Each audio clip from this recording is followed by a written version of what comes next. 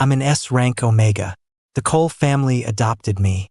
After an accident, my adoptive brother marked me, and I ended up pregnant with his baby. I tried to run, but he found me and made me marry him. My adoptive brother promised that once the baby was born, our slate would be clean. I knew he was supposed to enter a marriage alliance with the Lowell family heir. After I gave birth, I left. 2 years later, he found me with our child in tow. His voice was hoarse. Ryan, whoever said our slate was clean? You still owe me a partner, and you owe our child an Omega father. After picking up my pheromone supplements from the clinic, I rushed back to my apartment before dark. I stuck the key in the lock and turned it twice, just like always. The door clicked open. A familiar pheromone scent I hadn't smelled in a long time hit me. I froze on the spot, not daring to breathe. Hearing the noise, the man sitting on the bed reading a book looked up. "You're back?" A chill ran down my spine. I couldn't meet his eyes. I instinctively shielded the belly hidden under my jacket. My voice trembled. What are you doing here?" I had hidden myself so well these past few months. How did Julian Cole suddenly find out where I was? He was even inside my apartment. "You've really made me work to find you." Julian approached me slowly, step by step. I kept backing away until I was pressed against the door. He gripped my chin with one hand, forcing me to look up. "Tell me, why did you run?" My face went pale and I stammered, unable to find the words. I didn't know what kind of answer Julian wanted to hear. All I knew was that he was furious. His pheromones were radiating pure anger. I felt sick all over. I hadn't been exposed to any alpha pheromones during my pregnancy. The baby in my belly stirred restlessly. Julian picked up a file folder from the nightstand. Too scared to say it? Is it because of this? I didn't need him to open it. I knew exactly what was inside. My prenatal checkup reports. I flatly denied it. "It's not yours." Julian raised an eyebrow and glanced down at the file. 20 weeks pregnant. That lines up perfectly with your heat, doesn't it? His hand, which had been resting on my lower back, moved forward. He placed it directly on my swollen belly. I tensed up, too scared to move a muscle. "This really not Julian." I lowered my eyes, helpless. "You watched me take the pill that day." He was the one who gave me the pill himself. Julian's hand measured the curve of my stomach. His tone was non-negotiable. "Whether it is or not, you're coming back with me. I'm an orphan. I was adopted by the Cole family because I'm an S-rank Omega with a 94% compatibility match with Julian Cole. A union between two highly compatible S-rank individuals would most likely produce an S-rank alpha. So, the Cole's plan was for me to bear Julian's heir. But in the following years, tests showed a problem. The doctor said my womb wasn't fully developed, making conception difficult. The Coles didn't want to waste any more time on me and began searching for a new Omega for Julian. Until they found one, I remained with the family in an awkward position. Then came Julian's birthday. The family announced his engagement to the Lowell family. I couldn't handle it. My emotions spiraled out of control. I happened to see a bottle of red wine Julian had left on the kitchen island, and I secretly opened it. As I was drinking, I smelled an alpha's scent. That night, I saw Julian. His eyes were dark and intense, staring at me in a way that made my skin crawl with a strange sense of danger. "Is the wine good?" I nodded, then quickly shook my head. It was from Julian's private collection, so of course it was good. But I knew he'd be angry. He reached for me. I flinched away, afraid he was going to slap me. I accidentally grabbed the wrong bottle. I whispered, "What's done is done. I'm not mad at you." Julian suddenly smiled, gently stroking my head. The alcohol was starting to go to my head, making me dizzy. I vaguely heard him ask softly, "Ryan, do you want me to marry someone else?" The Julian in my haze was so kind, actually caring about my feelings. "No," I choked out. "Then who do you want me to marry?" "Ryan?" I looked down, not answering. The alcohol took complete control of my body. My heat arrived ahead of schedule without any warning. Fueled by pheromones and wine, I grew bold and made a request. "Julian, I feel so awful. Everyone said I was going to be your Omega. Please, mark me." If he marked me, his engagement to someone else would be off. I could be with the person I loved, and my position in the Cole family wouldn't be so awkward anymore. Julian's self-control had always been impeccable. I tried everything I could, finally using my pheromones to push him into a rut. Everything after that became a blur. He was no longer gentle. No matter how I pleaded or begged for mercy, he showed me none. When I woke up, I felt a profound sense of loss. It wasn't until I saw the bruises covering my body and the mark on the back of my neck that I slowly realized it. Last night had been real, but Julian's tenderness hadn't lasted until morning. He brought me a pill and made me take it. I took it. I never thought the baby would still take root inside me. Faced with Julian, I had no right to refuse. I had no choice but to return to the Cole estate with him. The first thing he did was take me to the hospital for a battery of tests. While we waited for the results, he had me sign one document after another. The papers clearly stated the duration of my marriage to Julian and that custody of the child would belong to the Cole family. I agreed. I had no other choice. The Coles had adopted me for the sole purpose of having this child. I owed them a debt of gratitude, and this was how I had to repay it. Immediately after, Julian took me to City Hall to get a marriage license. "Why do we need to get married?" I asked, confused, as I stared at the marriage certificate. The expressions on both our faces in the photo were stiff. We didn't look like a couple at all. Besides, the Coles only wanted me to have a baby with Julian. The person he was supposed to marry was someone else. I thought the papers I signed today were just to protect the family's interests. Why did we have to get married after signing them? Julian looked at the documents, explaining without raising his head, "The Cole family heir will not be an illegitimate child." I nodded in understanding and said no more. Julian dropped me off at his house and left again, as if he were just completing a task. He didn't stay a minute longer than necessary. I walked through the house and found there were no spare rooms for me. Eventually, I slowly returned to the sofa and sat down. Later, my consciousness began to fade.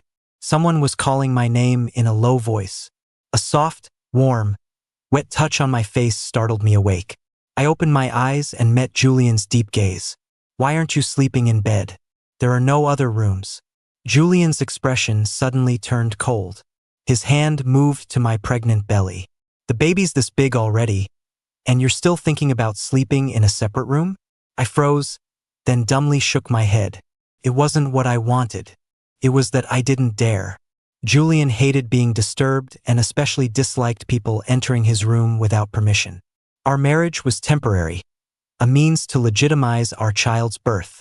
How could I dare to take it upon myself to sleep in his room? Julian swept me into his arms and walked briskly toward the bedroom. "Nothing can happen to this child. It's better for me to look after you if we're together." So it was for the baby. And here I was, thinking he might have some feelings for me. That's why he had spent months searching for me, and why he had unconditionally believed the child was his. Turned out he just wanted a child, and I just happened to be carrying his. Suppressing my disappointment, I mumbled, "I understand."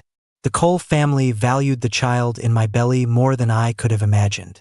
I thought they would doubt the baby was Julian's. I don't know what Julian told them, but the family didn't show a hint of suspicion. The main estate sent over nutritious meals for me every single day. Even Julian was required to come home at a set time every day to be with me. After his daily temporary marking, he held me as we lay in bed. "Ryan, I have a business trip tomorrow." After so many years living with the Coles, I had long gotten used to not seeing him. Back then, I lived at the family estate while he lived here. Occasionally, at the patriarch's request, I would come over to bond with Julian. But every time, Julian would say he had to go out for something. I would be left watching his back disappear through the door. After waiting for the required amount of time, I'd go back to the estate and report that I'd done my duty. But now, Julian was actually telling me his schedule. He seemed displeased that my mind was wandering and pinched my cheek. I studied his relatively gentle expression and whispered, "Then you'll have to give me some extra comfort today." It was the first time I had ever asked him for anything. I fidgeted, scratching my ear, terrified he would say no. I waited a long time, but he didn't answer. I'm sleepy. I'm going to bed. I rubbed my tired eyes, yawning to hide the tears welling up. Julian pressed a kiss to my lips, caught me completely off guard, and I just froze. We've done so much more than this. Why are you still reacting like that? Julian leaned in and kissed me again, his tongue parting my lips and tangling with mine. When the kiss ended, I fell asleep curled in his arms. The week Julian was gone felt much longer than usual. I had been so used to not seeing him for all those years. But this time, after just a few days, I felt an emptiness in my heart. The mark on the back of my neck was already fading, almost invisible. No matter how I tried to soothe it by releasing my pheromones, the baby was restless. A true Cole through and through. Not even born yet and already favoring Julian. When the staff from the estate delivered my meal, I couldn't help but ask when Julian would be back. The maid told me it would be a few more days. In the end, I had to find one of Julian's shirts and hold it to fall asleep. I woke up in the middle of the night, thirsty. As soon as I left the room, I heard a strange noise downstairs. I jumped, pressing myself against the wall, not daring to move. A moment later, a familiar voice spoke in the darkness. "Ryan, why aren't you asleep?" I breathed a sigh of relief, turned on the lights and walked toward him. Julian studied my face. "Mrs. Liu said you threw up after dinner tonight?" I mumbled an MHM, instinctively drawing closer to him, following the scent of his pheromones. Julian's body was hot, and his pheromones were strong, orange-scented. The sweet and sour aroma quelled the nausea churning in my stomach. Julian placed his hand on my forehead, his voice hoarse. "Stop smelling." I looked up, confused and a little hurt. Even though our marriage wasn't for love, he was the baby's father and had been gone for 7 straight days. He was finally back, and he wouldn't even let me have his pheromones? My head cleared instantly, and I took a few steps back. "Fine, I won't," I muttered. Back in the room, I saw Julian rummaging through the medicine cabinet. The sound of a plastic wrapper tearing was unnaturally loud in the dark. Soon, the orange scent in the air faded significantly. I felt even more dejected. A moment later, Julian came closer. "Are you angry?" "No," I said, my voice muffled. A tool for producing an heir has no right to be angry. If he wouldn't give me his pheromones, the one who suffered was the baby in my belly. It had nothing to do with me. The next second, Julian flipped over and pinned me beneath him.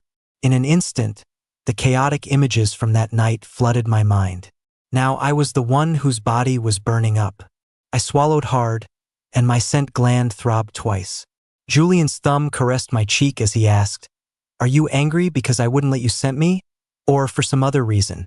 One of his hands moved down while the other massaged my scent gland. He kneaded it until my whole body went limp, and a soft moan escaped my lips. Realizing I was losing control of my body's reactions, I frantically grabbed his arm. "Julian, I'm not angry, just let me go. You don't like it?" Julian didn't stop, rubbing my gland until my pheromones flooded the room. Shouldn't he be the one releasing his pheromones for me? What was he doing messing with my scent gland like this? Julian nibbled on my earlobe. "I thought you really liked it that night. You couldn't get enough of me." I whimpered, unable to speak, and looked at him with teary eyes. Julian paused, then turned and bit down on my scent gland. The baby's presence in my belly grew stronger every day. At 7 months, the Cole family doctor came to the house. He said the patriarch had sent him to draw blood to test the baby's sex and pheromone rank. After the needle was removed, a fine, sharp pain lingered. I looked at Julian, then at the doctor and asked cautiously, "Did Grandpa Cole say what would happen if it's not an S-rank alpha?" The doctor exchanged a look with Julian. He stiffened and avoided my gaze, just telling me to get some rest. So I had to ask Julian. Julian gently stroked my head. "Whatever the sex, he's still our child, isn't he?" His words, however, did nothing to reassure me. Before, I didn't care about the baby's sex, as long as he was healthy. But after that blood draw, I found myself silently praying he would be an S-rank alpha. Otherwise, I was afraid I wouldn't be able to keep him. Late that night, Julian came back with the results. I was suddenly overcome with anxiety, my heart pounding so hard it felt like it would burst from my chest. As I stood up, Julian was already standing in front of me. What are the results? Julian's gaze lingered on my swollen belly for a moment before he spoke. It's an S-rank alpha. I let out a long sigh of relief, the knot in my chest finally loosening. Thank God. Fate was still looking out for me and my child.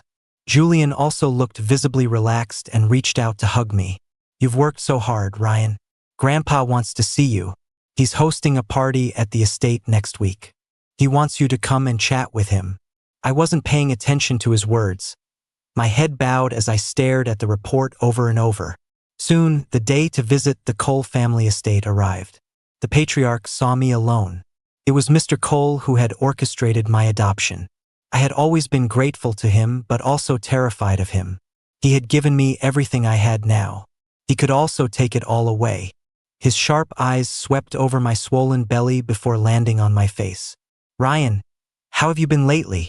I stood there stiffly, instinctively protecting my stomach. Everything's been fine, sir. Has Julian been taking good care of you? He asked. He's been very attentive. He comes home every day. I knew very well what Julian's attentiveness was for.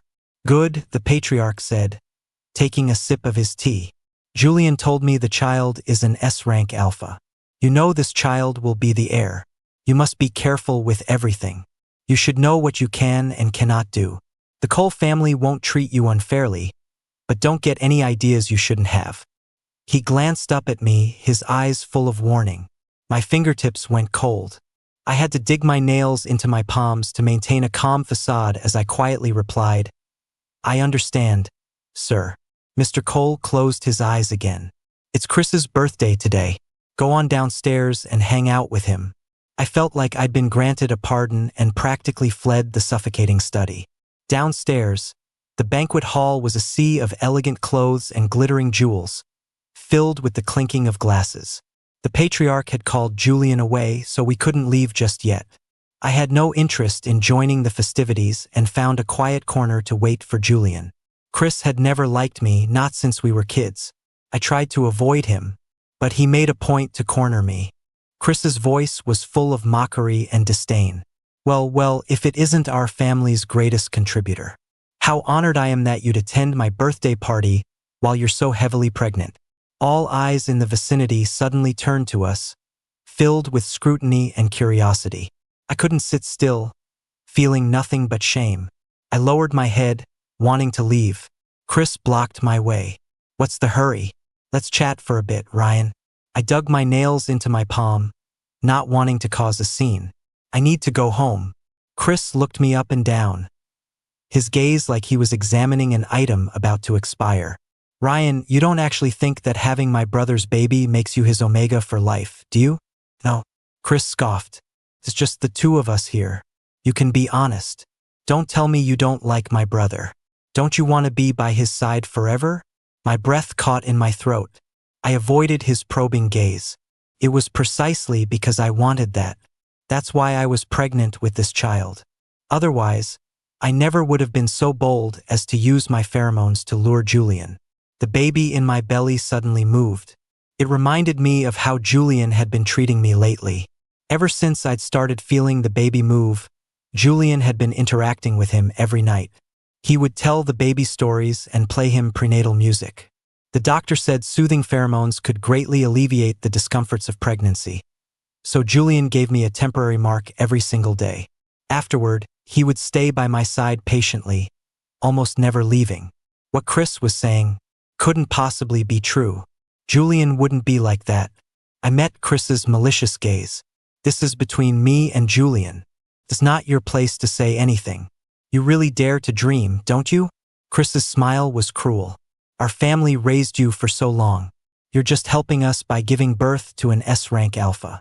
You're already getting off easy. Once the baby is born, my brother will divorce you, understand? And don't look so disbelieving. Do you really think my brother doesn't know I'm telling you this? I wanted to argue, but my throat felt blocked, unable to make a sound. Deep down, I had always known. Julian only married me because of the child. But his tenderness toward me didn't seem fake. Ryan, did you go mute? Chris moved closer, tugging at my arm impatiently. I lost my balance for a second and stumbled. Julian appeared just in time, pulling me into his arms.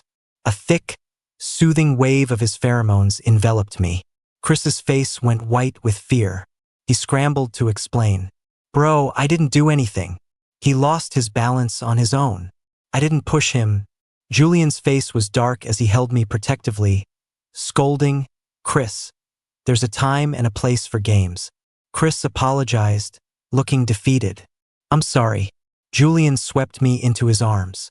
Ryan is your sister-in-law. Show him some respect. Chris watched us leave with a resentful look on his face. The next day, I suddenly received an anonymous text. It was a candid photo of Julian and his originally intended fiancé, Nathan Lowell, picking out rings. The date was from the time Julian was on his business trip. The smiles on their faces were a piercing sight that sent a chill through me. Ryan, are you still not planning on leaving? Their wedding date is already set. They're just waiting to announce it. So the Cole family had never given up on the alliance with the Lowells. No wonder the patriarch and Chris had said those things to me. And what about Julian? All his care and tenderness, the daily pheromone comfort he never missed. Was it all just to ensure the baby was born without a hitch? Suddenly, I found it hard to breathe, my throat tightening. Without warning, a sharp, intense pain shot through my stomach. My vision went black in waves, and I slid to the floor, completely drained of strength.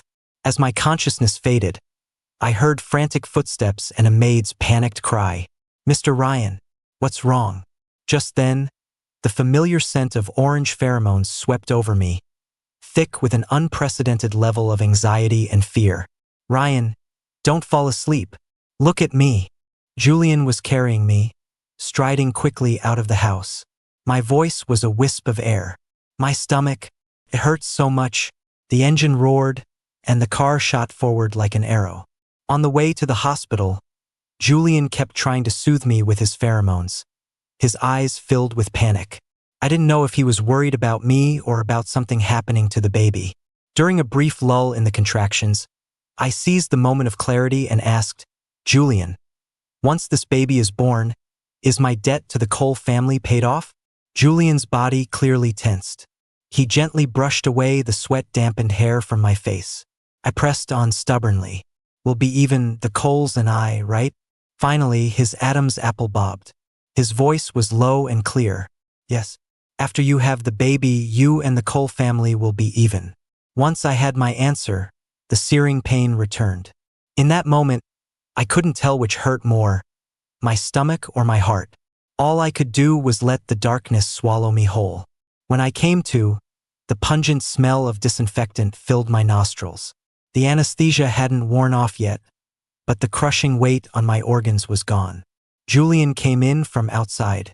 Seeing I was awake, he immediately released his soothing pheromones. Does it hurt?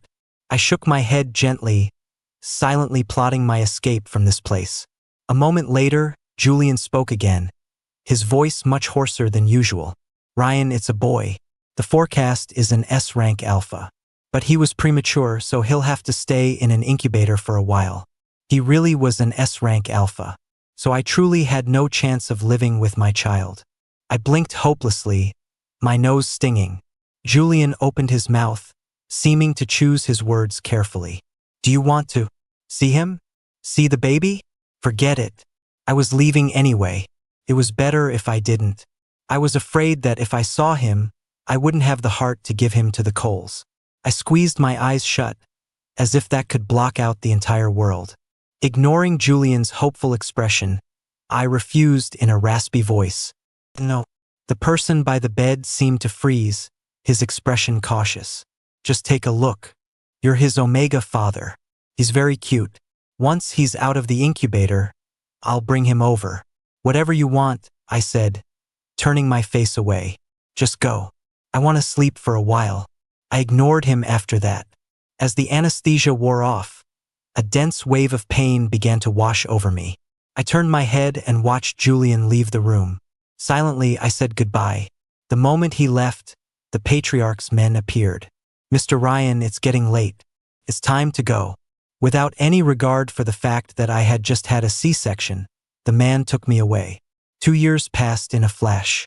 After leaving the Coles, I opened a small BB in a coastal town. With Julian's own words, our slate would be clean.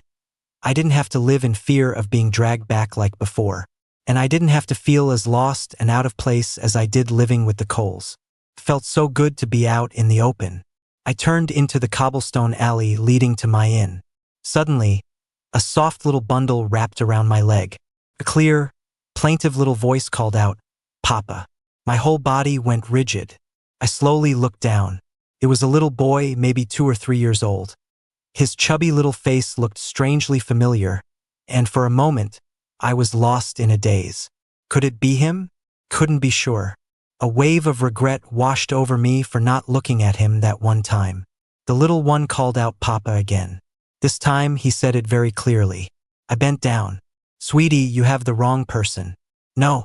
The little guy hugged my leg even tighter. "Want Papa." "Hold." He could barely form a sentence and couldn't tell me his parents' contact information. I had no choice but to look through the small backpack he was wearing while releasing some pheromones to calm him down. And Omega came rushing over. "Aiden, how did you wander over here?" He scooped the little boy into his arms, his face etched with worry. "Papa." The Omega paused, then immediately broke into a smile. "It's my fault, sweetie. I wasn't holding your hand tightly enough. I'm sorry." Hearing this, I watched their tender father-son moment with a sense of loss. An indescribable emotion spread through my heart. He stood up with the child in his arms and finally noticed me standing there. He smiled at me. "I'm so sorry, sir. My apologies for the trouble." I managed to smile and reminded him, "You should be more careful with a child this young." Just as I finished, a familiar, deep male voice came from behind me. "Nathan, have you found Aiden yet?" I didn't need to turn around to know who it was. That overpowering orange scent was so familiar it was suffocating. Nathan walked over with the little boy. "Found him." I couldn't help but look back. Nathan handed the child in his arms to Julian. Julian didn't say a single word of blame to Nathan. Instead, he just told the child not to run off like that again. In an instant, it felt like an invisible hand had seized my heart, making it stop. After 2 years, I finally understood. What Chris had told me back then wasn't a lie. Julian really had only ever seen me as a tool to produce an heir. All the tenderness he showed me after bringing me back to the Cole estate was fake. The person he was really marrying was this man, Nathan. He was even making my baby call Nathan Papa. Julian stood a few feet away. His gaze was as dark as ink, locked onto my face. "Ryan?" His voice was hoarse, laced with a hint of hesitation and a tremor. "Did you just find Aiden?" I didn't answer, my eyes greedily drinking in the sight of the little boy in his arms. Nathan, being ignored, tried to interrupt. "Julian, I'm the one who found him." His face was beaming with joy. He even called me Papa just now. Julian paid him no mind, walking over to stand right in front of me, still holding the child. The little boy stirred in his arms and reached out for me. "Papa," he said, looking right at me, his voice sweet and childish. "Hold. His name is Aiden Cole.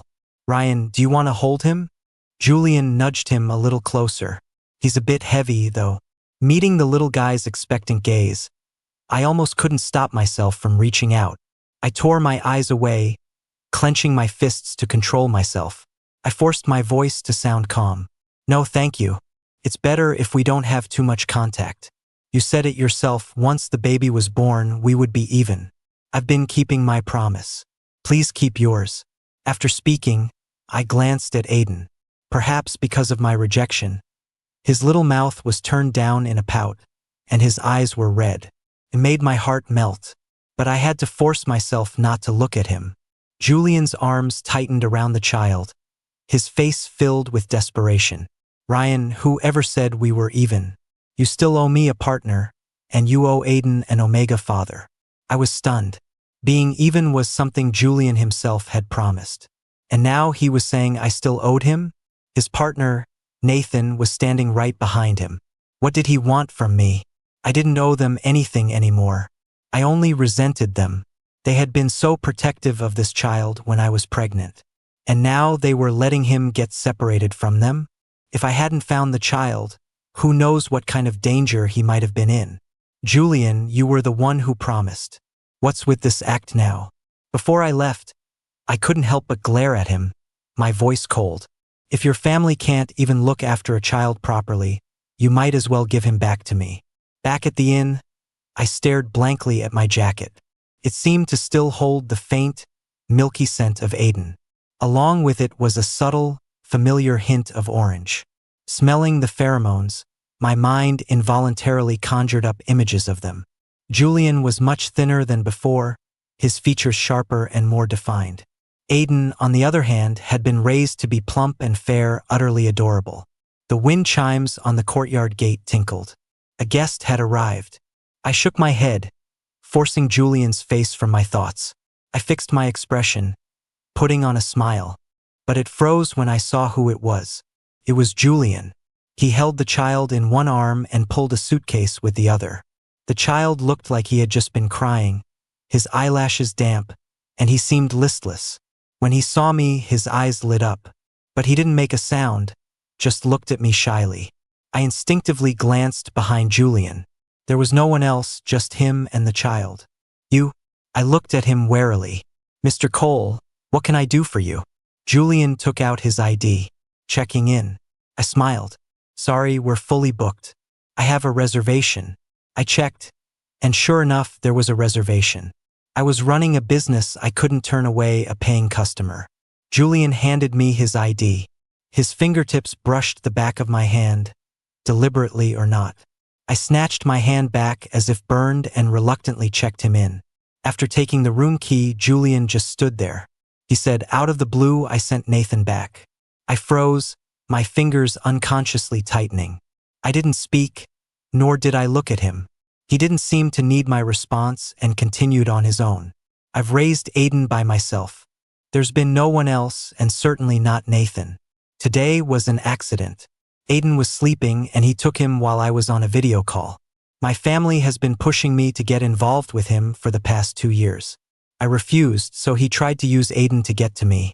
Today's incident gave me the perfect reason to get rid of him for good. He paused, then placed Aiden on the front desk. Ryan, when Aiden called out for Papa just now, he was calling for you, not anyone else. Aiden beamed at me and called out sweetly, Papa. My heart skipped a beat. Didn't the Cole family demand that I have no contact with the child? Why would Julian teach him to call me Papa? And why would he bring him here? I couldn't figure it out. All I could do was put on a stern face and say stiffly, Julian, take your son to your room. Don't disturb my work. It was the off-season, so the inn wasn't very busy. With the young woman who worked for me covering the desk, I decided to take a walk to clear my head. But every time, I'd run into a certain someone who was driving me crazy. Julian would just smile. What a coincidence. I'd just scowl at him. After a few times, I started to suspect Julian had put a tracker on me. Julian, is this fun for you? Following me around like this? Julian shrugged. I came here for a vacation. Is it so strange for me to be out with Aiden? No, it wasn't strange. But it was very strange that wherever I went, he and Aiden would appear. Aiden held up a small ball, inviting me. Papa, play. I couldn't bring myself to refuse and played with him for a long time. The sun slowly set. Aiden's energy finally ran out, and he fell asleep in my arms.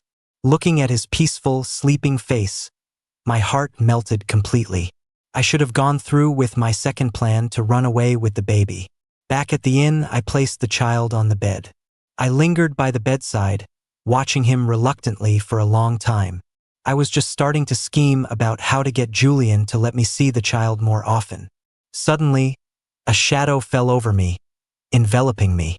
Before I could react, I was pulled into a warm, strong embrace. It had been so long since I'd been this close to an alpha. I froze for a moment before I started struggling frantically. Julian, what are you doing? Don't move, Julian said, holding me tighter. Ryan, can I just hold you? He had already forced me into his arms. What was the point of asking for my consent now? Unable to break free, I stomped on his foot in frustration. Julian grunted, burying his face in my shoulder. His hot breath tickled the skin near my scent gland, making my body tremble.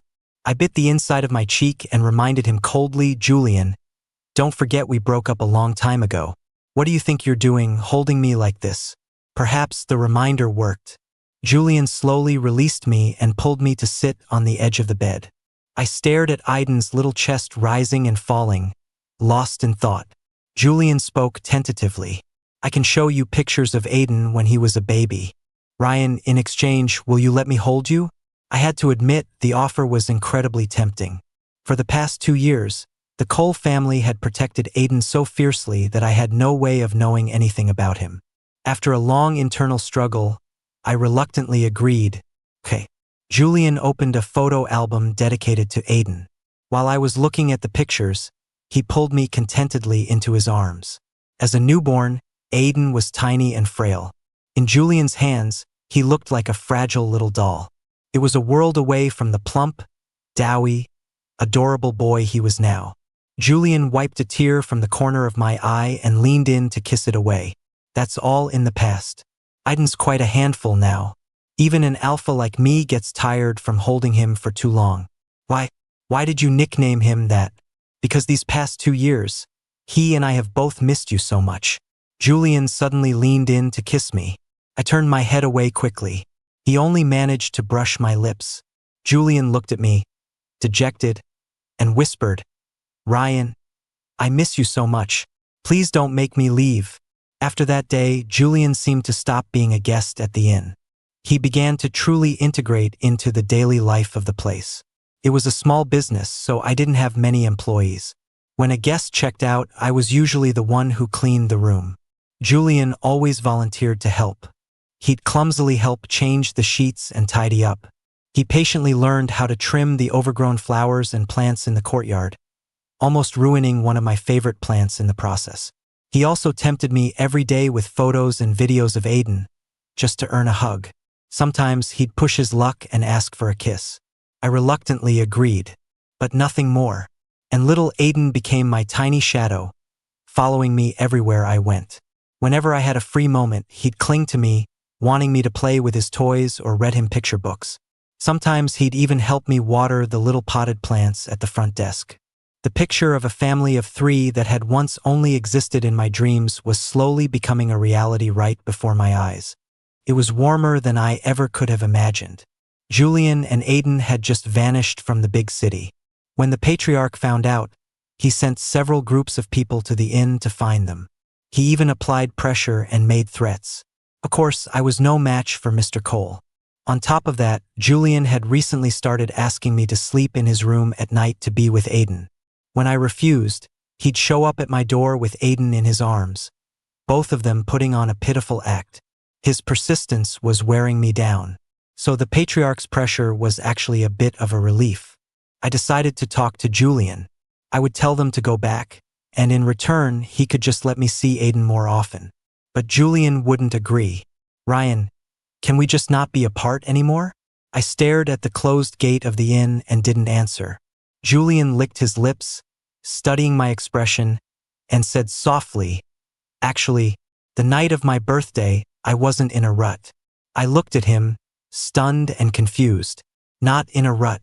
Then why did he?" Julian seemed to steel himself before finally speaking. "I'm sorry. I shouldn't have waited this long to tell you. Ryan, I've liked you for a very long time, but I was never sure how you felt. Grandpa wanted me to marry Nathan. I didn't want to, and when I realized you didn't want me to either, I went along with it and pretended you had lured me. The pill I gave you that day wasn't a contraceptive. It was just a vitamin. I was planning to propose to you right after it happened, but you left. Later, when you gave birth, I had no idea Grandpa's men took you away the moment I left. If I had known, I never would have left your side for a second." He had never told me what he was thinking. After the child and I were forcibly separated from him by his family, Julian was now telling me he had liked me all along. What was the point of saying all this now? After a long moment, I swallowed the lump in my throat and said hoarsely, "It's too late, Julian." "It's not too late. As long as you give me a chance, it's never too late. Julian gripped my hand tightly, as if afraid I would disappear the next second. Ryan, I already run the Cole family now. I'll handle my grandfather. All I need is for you to say yes. You don't have to worry about anything else. I looked at him, hesitating. I didn't nod. I didn't speak. Right in front of me, Julian made a video call to the patriarch. Mr. Cole's grim face appeared on the screen. I tensed up instinctively, remembering our meeting in his study. Julian squeezed my shoulder reassuringly. He aimed the camera at me and Aiden, who was in my arms. Aiden was sitting on my lap, giggling and playing with a toy. Grandfather, I told you before I brought Aiden here. My partner, and Aiden's Omega father, will only ever be Ryan. He's the love you brought to me when I was just a boy. If you accept that, we'll bring Aiden home. If you don't, he paused, his tone resolute, then Aiden and I will just stay here forever. Before Mr. Cole could react, Julian hung up the call. After that day, the Cole family stopped sending people to disturb the peace and quiet. In the afternoon, Julian placed Aiden in my arms. Ryan, I have something to take care of. Can you watch Aiden for me? I was more than happy for Julian to get busy, and I showered Aiden with kisses. As night fell, Julian returned from his errands. He was wearing a suit again, a rare sight, and his tall, straight posture was captivating. Having not seen him for half the day, Aiden's clinginess kicked in. He started calling for a hug from across the courtyard. Dada, hold Aiden. Julian scooped him up with one hand and then took mine with the other. Come on, let's take Aiden for a walk on the beach. Under a sky full of stars, the waves gently lapped at the shore, making a soft, rushing sound. Aiden ran around on his little bare feet, playing in the sand. Julian stopped walking and turned to face me. The soft moonlight fell on his face, outlining his deep-set features. He suddenly dropped to one knee. Julian, what are you doing? I yelped, startled. Ryan, Julian said, looking up at me, a velvet box in his hand. The person I love has always been you. No one else. I was wrong before. I thought a marriage certificate and an agreement could prove everything, but I forgot that the most important thing is to say it out loud. From now on, I promise I won't keep everything bottled up inside. I'll tell you everything I'm thinking and feeling. He seemed nervous and took a deep breath. Ryan, will you give me a chance to get back together? Aiden had, at some point, stopped playing in the sand and was now standing beside us. He clapped his little hands excitedly. Papa, give chance. The sea breeze brushed against my cheeks, carrying the orange scent from Julian. I stared at him, stunned. Julian wasn't impatient. He held up the ring, waiting patiently for my answer.